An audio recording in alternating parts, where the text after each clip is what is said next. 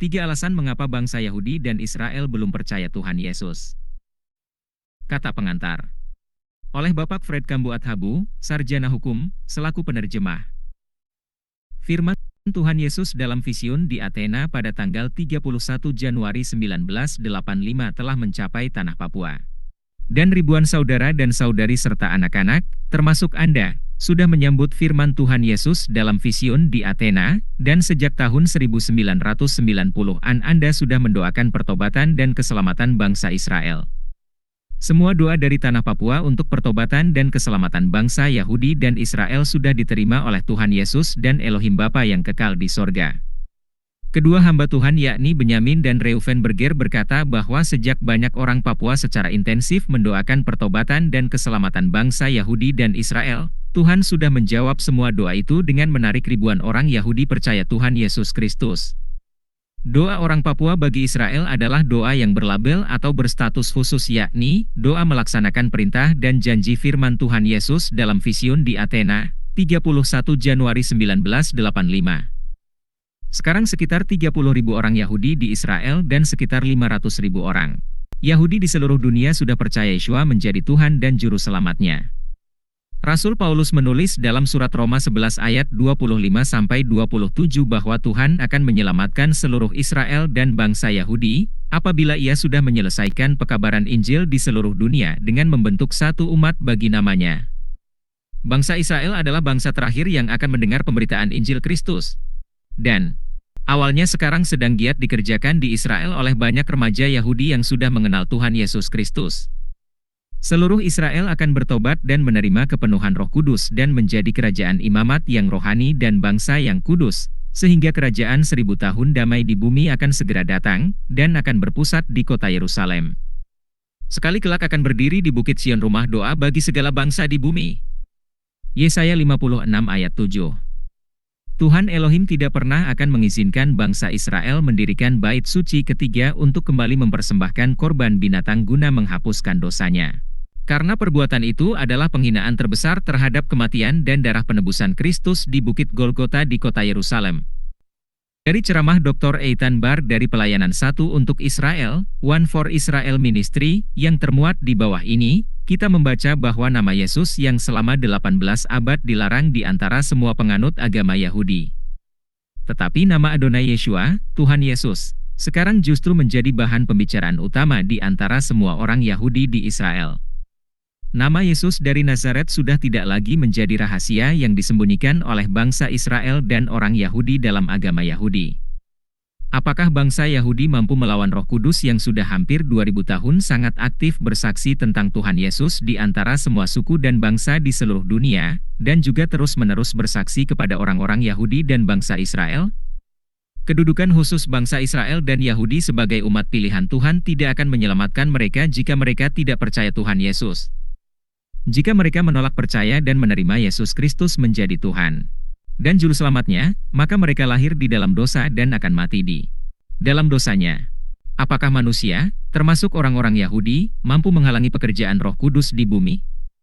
Mustahillah, karena Roh Kudus sudah datang di bumi pada pesta Pentakosta di Yerusalem, dan Roh Kudus sudah memberikan kuasa kepada murid-muridnya dan semua saksinya di seluruh dunia untuk memberitakan Injil Kristus mulai di Yerusalem dan Yudea dan Samaria dan sampai ke ujung bumi, dan sudah mencapai juga tanah Papua. Dan Roh Kudus sudah memberikan kuasa kepada gereja dan orang-orang Kristen di seluruh dunia untuk bersaksi memberitakan kabar kesukaan dari Tuhan Yesus Kristus. Semua suku dan bangsa di seluruh dunia harus mendengar nama Yesus Kristus diberitakan sebagai kesaksian kepada mereka. Itulah janji Tuhan Yesus Kristus. Matius 24 ayat 14, Matius 28 ayat 18 dan 19. Yang terpenting mereka sudah mendengar nama Yesus diberitakan sebagai satu kesaksian kepada mereka. Apakah mereka mau percaya Tuhan Yesus atau menolak Dia, itu keputusan mereka sendiri. Pada hari penghakiman di akhir zaman, mereka tidak akan beralasan bahwa mereka tidak pernah mendengar nama Tuhan Yesus Kristus diberitakan kepada mereka. Untuk mengerti dengan baik, Pelayanan 1 untuk Israel di Israel, Anda semua perlu mempelajari materi ceramah Dr. Eitan Bar, supaya Anda mengerti dengan baik alasan-alasan dalam sejarah bangsa Israel dan Yahudi mengapa mayoritas bangsa Yahudi selama hampir 2000 tahun masih menolak Tuhan Yesus Kristus yang sesungguhnya adalah Raja dan Juru Selamat mereka sendiri.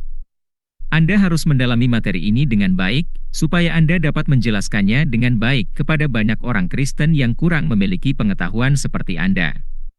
Roh Kudus selalu siap membantu Anda dengan memberikan pemahaman yang jelas kepada Anda. Tuhan, Raja dan Imam Besar Yesus Kristus di sorga sudah memanggil dan menetapkan kita semua menjadi imam-imamnya di bumi untuk selalu mendoakan pertobatan dan keselamatan umatnya Israel dan bangsa Yahudi. Kiranya Elohim Tritunggal dalam nama Tuhan Yesus Kristus selalu melindungi dan memberkati Anda semua sesuai janjinya dalam Vision di Athena, Kamis, 31 Januari 1985. Aku akan memberkati engkau dan keluargamu dan bangsamu bersama-sama dengan umatku Israel. Saudaramu dalam Kristus. Bapak Fred Kambuat Habu, SH. Berikut adalah isi ceramah dari Dr. Eitan Bar. 3 alasan mengapa bangsa Yahudi belum percaya Tuhan Yesus Kristus dan pemberitaan Injil di Israel oleh Dr. Eitan Bar. Pendahuluan. Selama hampir 2000 tahun, setelah para Rasul Kristus wafat, Injil Kristus Yesus tidak lagi didengar di Israel. Tetapi sekarang Injil Kristus diberitakan secara luas di Israel. Bahkan nama Yesus sekarang menjadi topik hangat yang dibicarakan di Israel. Seluruh penduduk Israel berjumlah 9 juta orang dengan rincian, Yahudi hampir 7 juta orang, dan Arab hampir 2 juta orang. Tetapi 50 video dari kami tentang Yesus Kristus di internet sudah dilihat oleh 70 juta orang. Dengan begitu, nama Yesus sekarang menjadi topik hangat yang dibicarakan oleh berjuta-juta orang Yahudi di Israel. Saya akan menjelaskan di sini 3 alasan utama mengapa jumlah mayoritas bangsa Yahudi masih terus menolak Yesus Kristus sebagai juru selamatnya.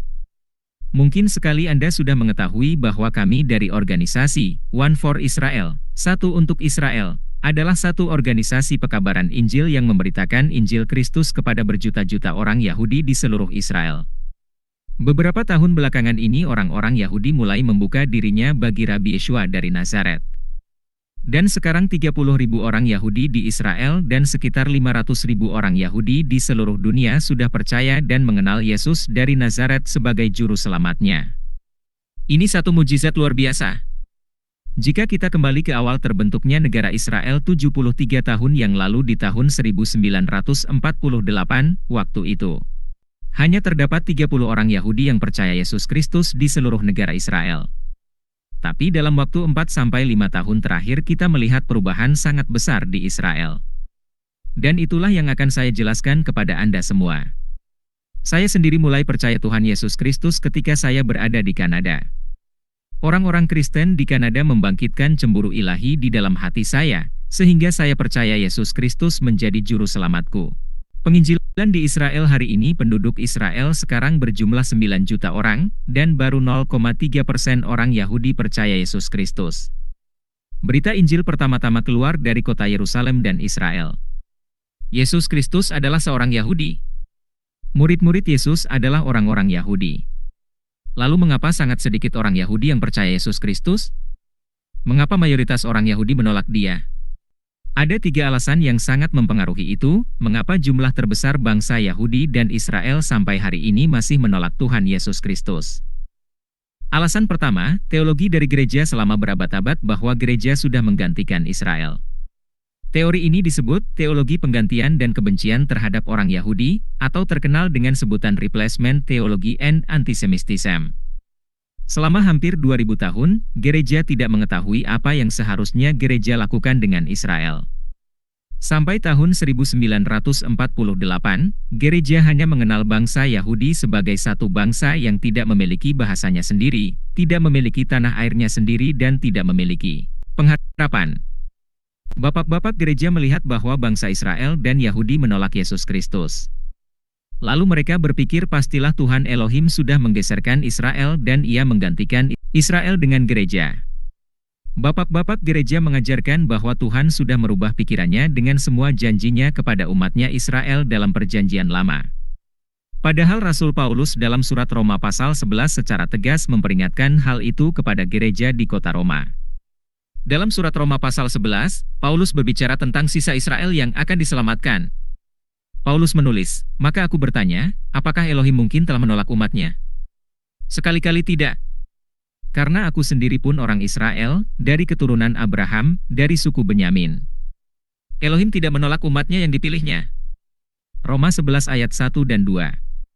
Teologi, gereja menggantikan Israel, sering membuat gereja dan banyak orang Kristen bersikap antisemitisme, membenci orang Yahudi. Jika kita mengikuti perjalanan sejarah gereja, maka itulah yang terjadi selama belasan abad yang lalu. Beberapa dari sikap kebencian orang Kristen dan gereja dalam perjalanan sejarah gereja contohnya, Perang Salib, Inkuisisi, pogrom, fitnah tuduhan darah, Holocaust selama Perang Dunia Kedua. Perang Salib. Satuan-satuan militer Kristen berangkat dari Eropa ke Yerusalem dan membunuh ribuan orang Yahudi dan merampok kekayaan mereka.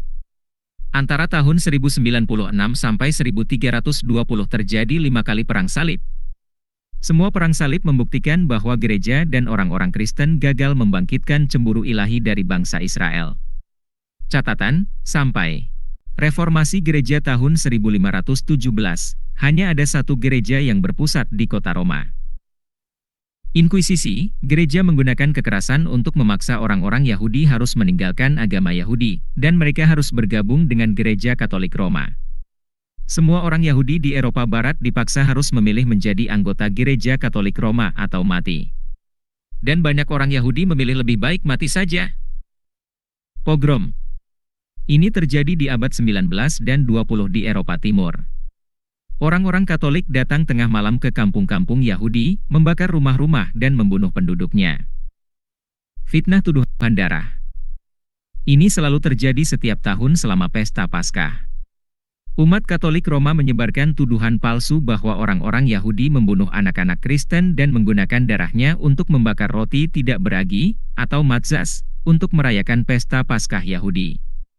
Orang-orang Kristen menggunakan tuduhan palsu itu sebagai alasan yang utama untuk menganiaya dan membunuh banyak orang Yahudi di Eropa.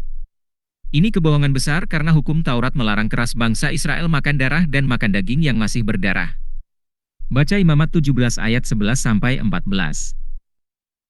Holocaust selama Perang Dunia Kedua. Hitler membunuh 6 juta orang Yahudi, di antaranya 2 juta anak Yahudi, karena Hitler dan tentaranya secara sistematis mau punahkan semua orang Yahudi dari Eropa.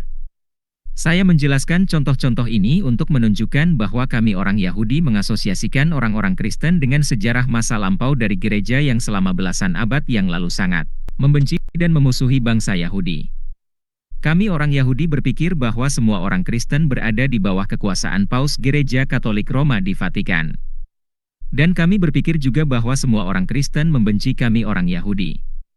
Itulah sebabnya kami orang Yahudi menempatkan semua orang Kristen dalam satu kotak dan menolak Injil Kristus yang diberitakan oleh orang-orang Kristen kepada kami orang Yahudi. Walaupun ratusan ribu orang Yahudi sudah percaya Yesus Kristus, tetapi kami tidak melepaskan status kami sebagai orang Yahudi. Kami percaya Yesus Kristus dan tetap menjadi orang Yahudi. Karena dahulu, kalau seorang Yahudi sudah menjadi seorang Katolik, ia dipandang bukan lagi seorang Yahudi.